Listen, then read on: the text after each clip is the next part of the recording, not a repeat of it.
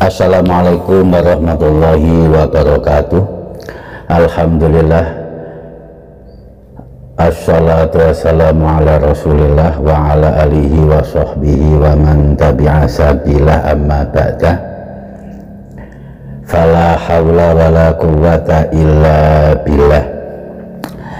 Pada hikmah yang ke-14 kemarin yang sudah kita pelajari, kita sudah mengerti bersama jika wujudnya Allah itu sungguh-sungguh zahir, nyata, dan zuhuril haq, nyatanya Allah, maha nyatanya Allah, maha zahirnya Allah, itu yang mewujudkan akwan atau makhluk atau apapun selain Allah diwujudkan dengan adanya sifat zahirnya Allah tersebut. Dalam hikmah ke-15, dan insya Allah nanti akan kita sambung ke hikmah yang ke-16, ini masih sangat berkaitan erat dengan hikmah ke-14 tadi.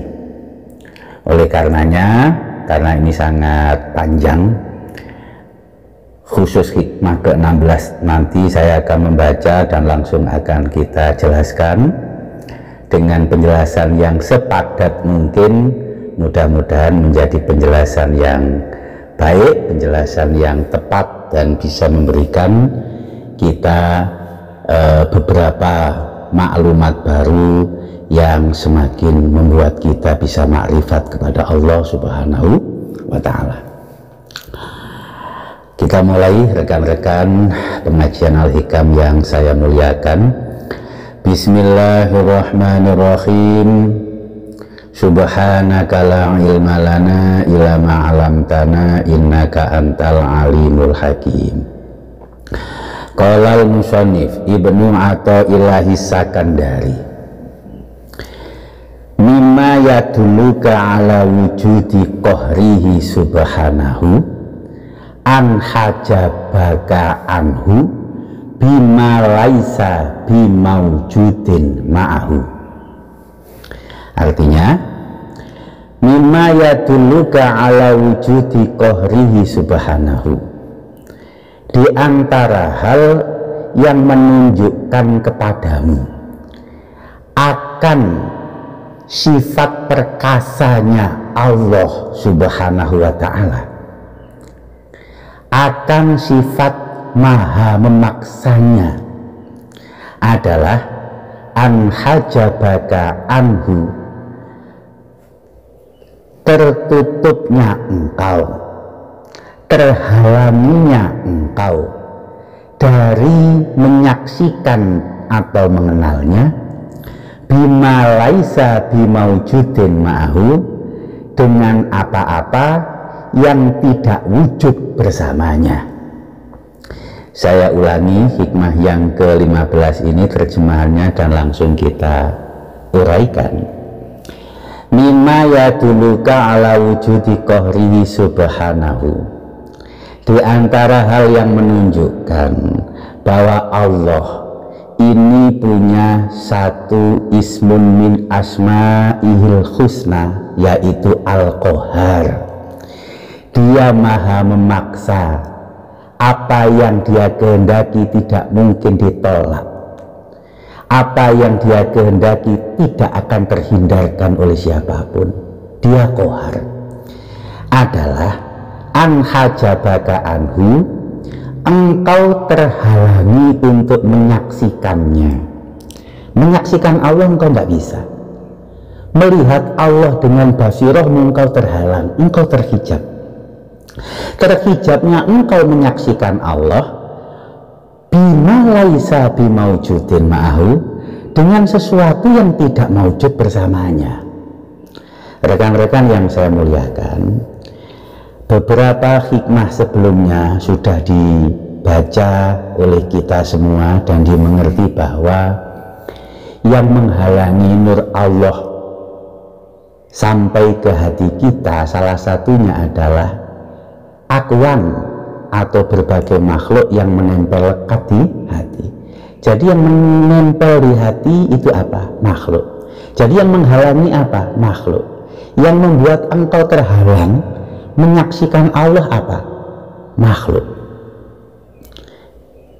Makhluk apapun itu, jika ia sangat lekat menempel demikian kuat dalam hati seorang hamba, itu akan menghalangi untuk bisa sampainya nur Allah kepadanya. Kalau nur Allah tidak sampai, tentu akan terhijab. Nah, rekan-rekan yang saya muliakan, dan sudahlah kita maklumi semua, kalau apapun makhluk itu pasti laisa bimaujudin ma'ahu, tidak bersama Allah. Wujudnya makhluk tidak bersama Allah, tapi bisa menghalangi untuk kita menyaksikan Allah Subhanahu wa Ta'ala. Makanya saya sertakan tadi di grup kan, hikmah yang ke-33. Ini hikmah nanti sebenarnya, tapi agar mudah akan kita baca. Al-haqqu laisa bimahjubin. Allah itu tidak mahjub, Allah itu tidak terhalangi. Ya, yang mahjub siapa? Ya innamal mahjubu anta. Yang mahjub itu engkau, yang terhalangi itu engkau. Untuk bisa menyaksikan Allah itu yang terhalangi engkau, bukan Allah yang terhalangi.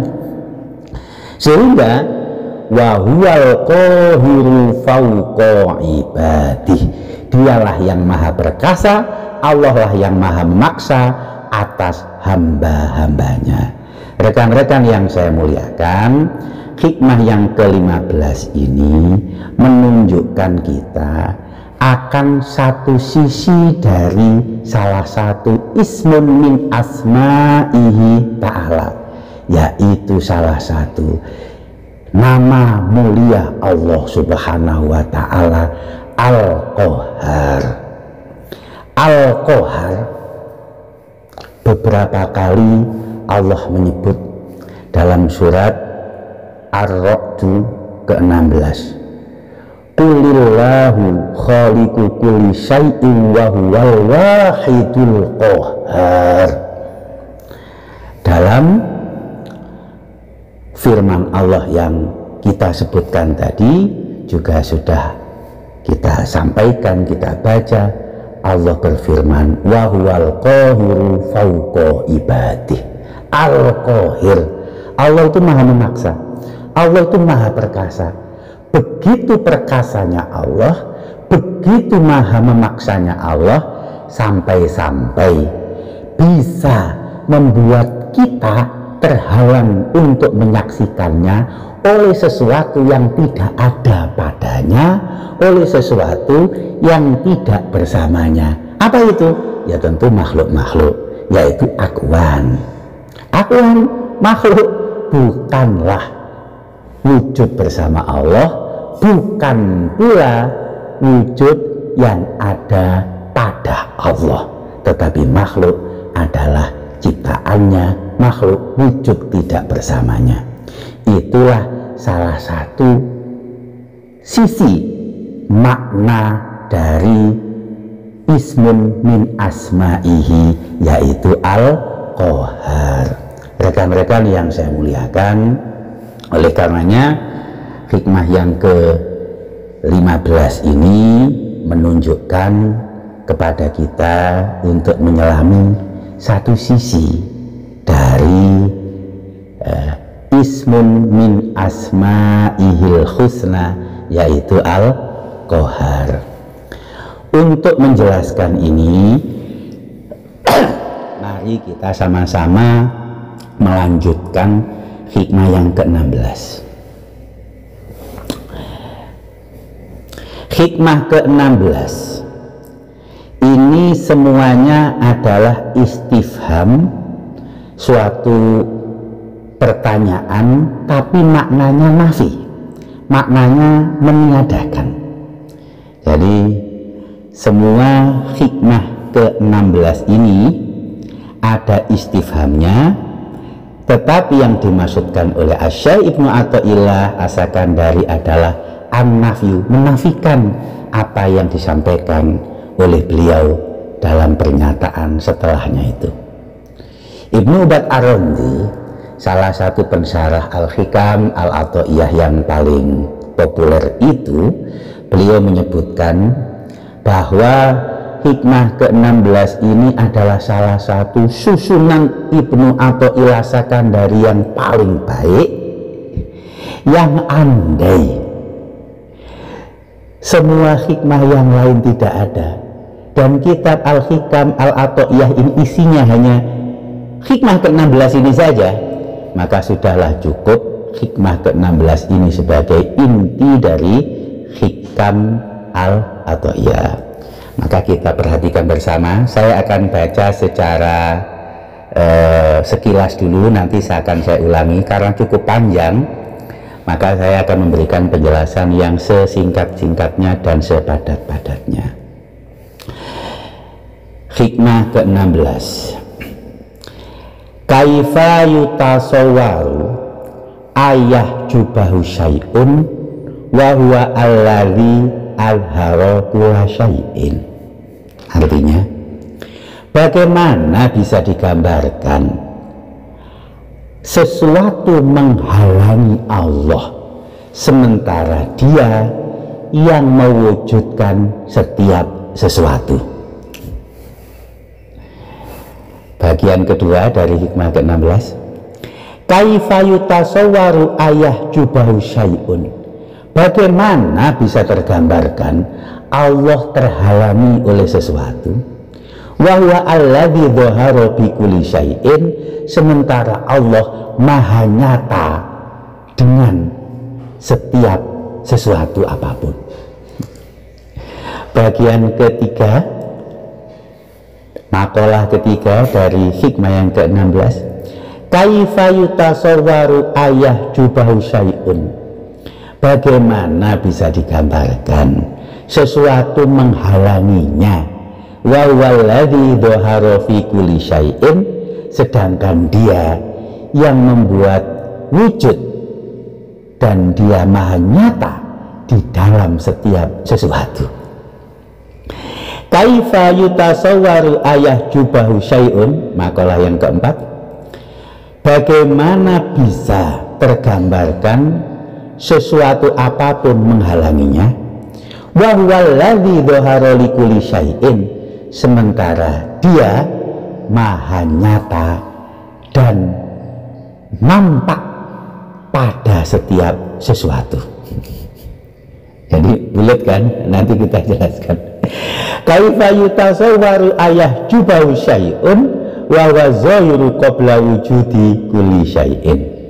Bagaimana digambarkan Allah itu terhalang oleh sesuatu sementara Dia az-zahiru qabla wujudi kulli syai'in, sementara Dia adalah maha nyata bahkan sebelum wujudnya apapun sesuatu. Kaifa yutasawwaru ayah jubahu syai'un wa huwa azharu min kulli syai'in. Makalah selanjutnya, bagaimana tergambarkan bahwa Allah terhalang oleh sesuatu sementara wahwa azharu min kulli syai'in, Dia lebih nyata dari sesuatu apapun. Selanjutnya, kaifa yutasawwaru ayat jubahu syai'un wa huwal wahidul ladzi laisa ma'ahu syai'un. Bagaimana tergambarkan bahwa Allah itu terhijab, terhalang oleh sesuatu sementara Dia adalah al-wahid, Dia yang maha tunggal, maha satu, alladzi laisa ma'ahu syai'un, tidak ada sesuatu apapun bersamanya. Seterusnya, wa kaifa yutasawwaru ayat jubahu syai'un. Bagaimana tergambarkan Dia terhalangi oleh sesuatu? Wa huwa aqrabu ilaika min kulli syai'in, sementara Dia paling dekat kepadamu dibandingkan apapun. Selanjutnya, wa kaifa yutasawwaru ayah jubahu syai'un walaulahu makana wujudu kulli syai'in. Bagaimana tergambarkan sesuatu bisa menghalanginya sementara tanpa adanya apapun tidak wujud. Dan terakhir, ya ajaban kaifa yazharul wujud fil adam. Sungguh menakjubkan bagaimana ada sesuatu yang wujud di dalam sesuatu yang tidak ada. Dan kaifa yasbutul hadis ma'aman lahu wasful kidam. Dan bagaimana mungkin ada sesuatu yang baru bersama dia yang punya sifat maha dahulu. Jadi hikmah ke-16 ini panjang sekali rekan-rekan, terdiri dari 1, 2, 3, 4, 5, 6, 7, 8, 9, 10 makalah. Kita bareng-bareng baca dan resapi serta kita dalami hikmah yang ke-16 yang terdiri dari 10 makalah ini, dan semuanya seperti hikmah yang ke-15 itu mengajak kita untuk menyelami keindahan ismun min asma'ihil husna secara dalam perspektif sufistik yang indah dan mencengangkan. Mari kita baca dan kita ulang hikmah ke-16. Makalah pertama. Tadi di hikmah ke-15 bahwa yang menghalangi kita itu bukan apapun yang lain kecuali makhluk. Bahwa makhluk itu yang menghalangi kita dan menghijab kita untuk bisa menyaksikannya. Kalau Allah tidak mungkin mahjub. Apa buktinya Allah tidak mungkin mahjub? Inilah hikmah yang ke-16 yang kita perinci masing-masing dalam 10 makalah yang disampaikan oleh Ibnu Athaillah. Makalah pertama, kaifa yutasawwaru ayah jubahu syai'un wa huwa alladzi alhara kulla syai'in. Bagaimana mungkin ada sesuatu menghalangi Allah?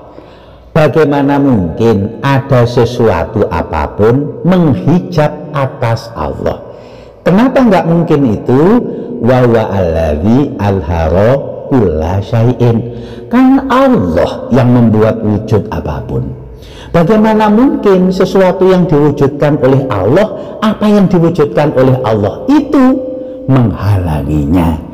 Bagaimana mungkin apapun yang membuat Allah, yang menjadikan itu Allah, yang mewujudkan itu Allah? Masa sesuatu yang dibuat Allah, yang diwujudkan Allah, yang diciptakan Allah justru malah menjadikan Allah mahjub? Tentu tidak. Maka objek daripada hijab, objek daripada sesuatu yang terhalangi itu adalah kita, bukan Allah. Yang termahjub kita, bukan Allah. Allah tidak termahjub. Yang termahjub itu dirimu. Termahjubnya dengan sesuatu yang bukan bersamanya, tetapi sesuatu yang tidak ada padanya, dan itu menunjukkan bahwa dia Al-Qahar. Dan hikmah yang ke-16 dari masing-masing makalah ini makin mengukuhkan hikmah ke-15 itu, dan hikmah ke-16 ini makin menunjukkan kalau Allah itu tidak mahjub, tapi yang termahjub kita. Kenapa Allah tidak mungkin mahjub? Sebab Allah Az-Zahir. Allah punya sifat, punya asma Zahir. Allah itu maha nyata. Bahkan Allah maha nyata dan dia yang membuat selainnya, yaitu makhluk-makhluknya menjadi ada dan menjadi nyata. Ada dan nyata dalam mumkinul wujud, seperti yang kita sampaikan kemarin. Rekan-rekan yang saya muliakan, jadi hikmah ke-16 ini adalah tentang satu nama di antara nama-namanya yang mulia, yaitu Az-Zahir. Firman Allah dalam surat Al-Hadid, huwal awwal wal akhir wal zahir wal batin wa huwa bikulli syai'in alim. Allah itulah yang maha awal, tidak didahului oleh apapun, wal akhir, dan maha akhir karena dia selamanya, wal zahir, dan Allah itu maha nyata, az-zahir. Rekan-rekan yang saya muliakan, zahirnya Allah itu dimaknai sebagai bahwa az-zahir huwa alladzi urifa bi tariqil istidlali al-aqliyi bima zahara lahum min asari af'alihi wa awsafihi. Ini zahirnya Allah adalah bahwa Allah itu nyata, dia maha nyata, melebihi apapun juga. Tetapi Allah itu nyata, Allah itu bisa untuk disaksikan zahirnya itu bitorikil istidlali al-aqliyi, dengan cara istidlal, dengan cara pendalilan min asari af'alihi wa awsafihi, dari af'alnya, dari sifatnya, dari asma-asmanya. Sudah berkali-kali bertebaran dalam Al-Quran bagaimana Allah menunjukkan kita seharusnya membaca ayat-ayatnya, segala fenomena yang ada di alam dunia ini, untuk meyakini adanya Allah, untuk menyaksikan zahirnya Allah. Inna fi khalqis samawati wal ardh la ayat, tetapi ayatnya liulil albab. Oleh karenanya tadi disampaikan bahwa makna daripada zahir Allah itu maha nyata adalah bitorikil istidlal, dengan cara istidlal. Oleh karenanya rekan-rekan yang saya muliakan, Imamul Ghazali dalam Al-Maqsadul Asna, Al-Maqsadul Asna itu adalah kitabnya Imam Ghazali yang mensyarah dan menjelaskan Asmaul Husna. Beliau itu juga menyebutkan sungguh luar biasa Allah yang maha nyata itu, tapi ternyata tak mampu disaksikan oleh hamba-hambanya yang buta, gitu kira-kira. Jadi az-zahir al-munfarid bi'ulwi zati wal fauqiyah, tetapi dia bisa untuk az-zahir fi kulli ma'anil kamal al-bayin al-mubayyin. Itulah makna daripada az-zahir.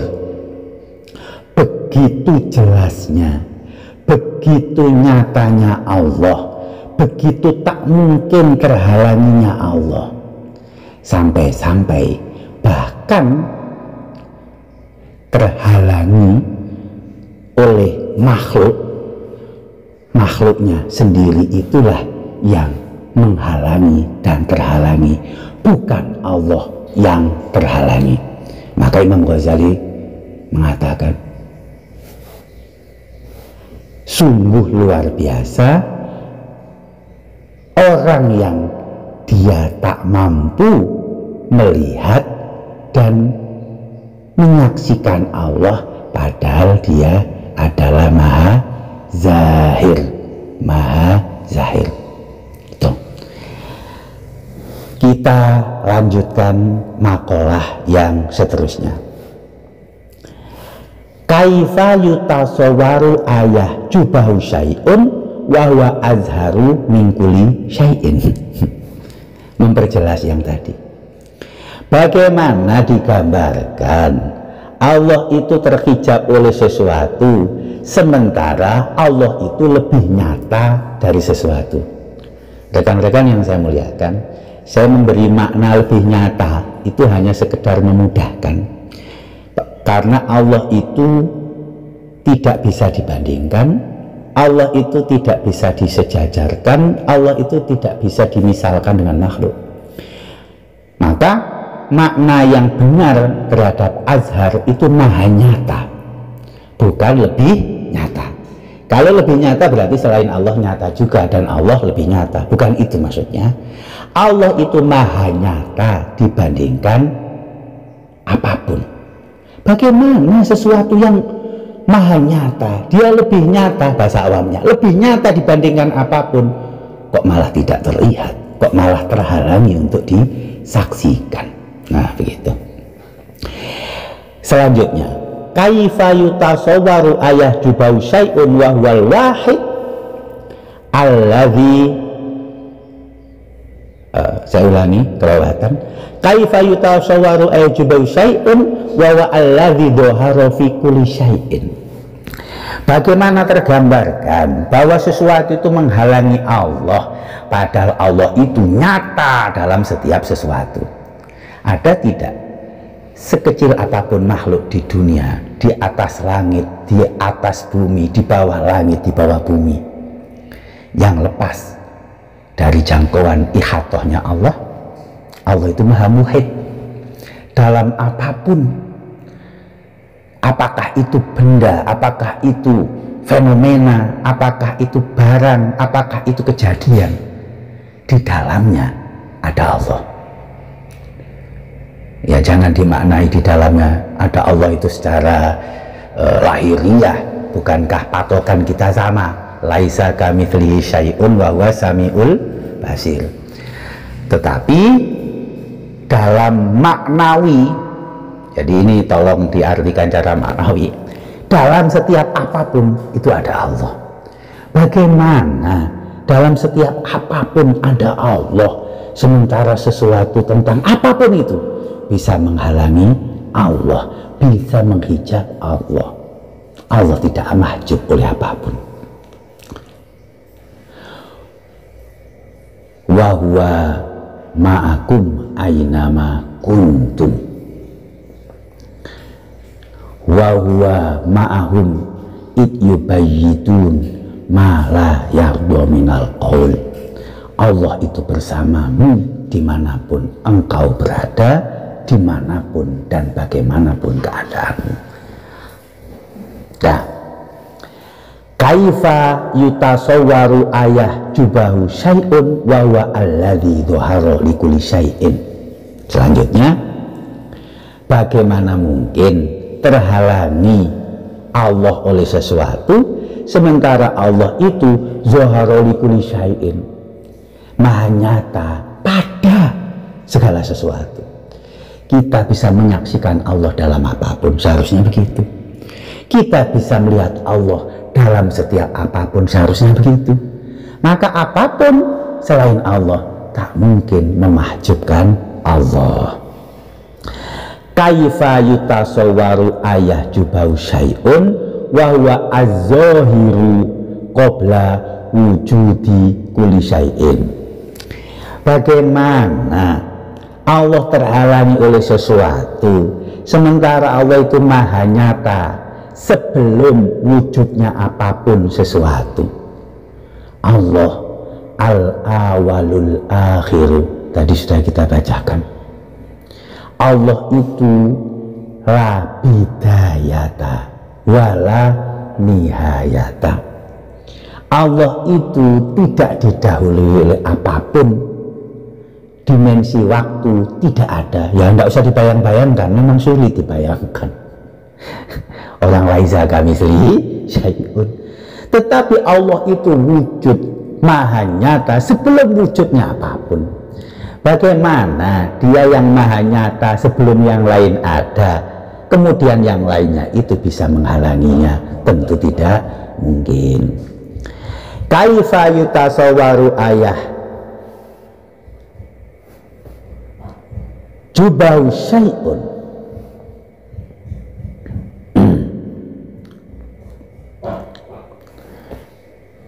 Jadi kelewatan tadi ya, afwan ya, nggak apa-apa lah.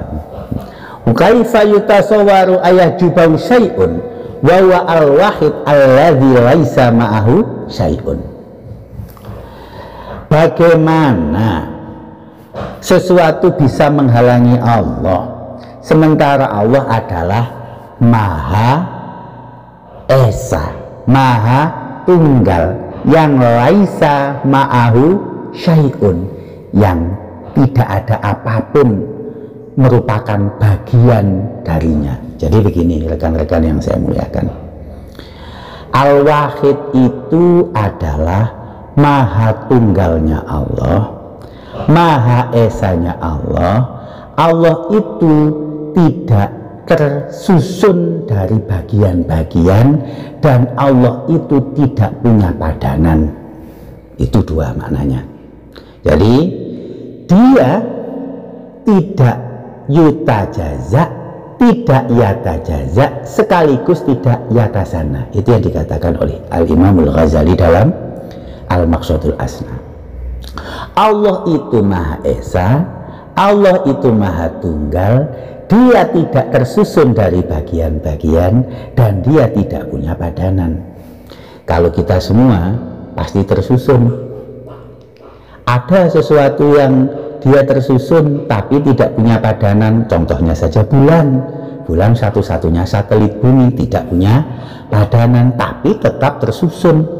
Allah tidak tersusun, Allah tidak punya padanan. Itulah makna daripada Al-Wahid. Bukankah tadi sudah satu ayat menyatakan bahwa Allah itu adalah Al-Wahidul Qahar. Allah itu Maha Qahar sekaligus Allah Maha Wahid. Rekan-rekan yang saya muliakan, tidaklah mungkin Allah itu terhalangi oleh sesuatu, karena Allah itu adalah Wahid. Dalam zatnya tidak ada susunan, zatnya bukan terbagi dalam bagian-bagian, sekaligus Allah tidak punya padanan. Bagaimana mungkin dia terhalangi oleh sesuatu? Tuh. Nah, selanjutnya, kaifa yutasawwaru ayahjubahu syai'un wa huwa aqrabu ilaika min kulli syai'in. Bagaimana mungkin Allah itu terhijab oleh sesuatu sementara Allah itu lebih dekat darimu dari apapun. Saya memaknai Allah lebih dekat itu bahasa awam. Bahasa yang benar sesungguhnya aqrabu, Allah Maha dekat. Karena kedekatan Allah bukan soal masafah, bukan soal jarak, bukan soal ukuran. Wa nahnu aqrabu ilaihi minkum. Firman-Nya, aku lebih dekat padanya dari kalian semua. Allah dalam maknanya, secara maknawiyahnya, itu lebih dekat dari apapun jua. Dialah yang lebih dekat kepadamu karena dia Maha dekat. Karena dia Maha dekat, bagaimana mungkin dia yang Maha dekat itu kemudian terhalangi? Seharusnya dia itu yang paling nyata dan paling memungkinkan engkau lihat, engkau saksikan. Wa nahnu aqrabu ilaihi min hablil warid. Firman Allah dalam surat Al-Qaf ayat 16. Rekan-rekan yang saya muliakan, secara logika tauhid, secara logika sufistik, harusnya Allah itu yang paling memungkinkan engkau lihat, karena Allah lah yang Maha dekat. Baik. Nah, ini kemudian tadi sebenarnya sudah saya baca tapi saya ulangi lagi nggak apa, tadi kelewatan.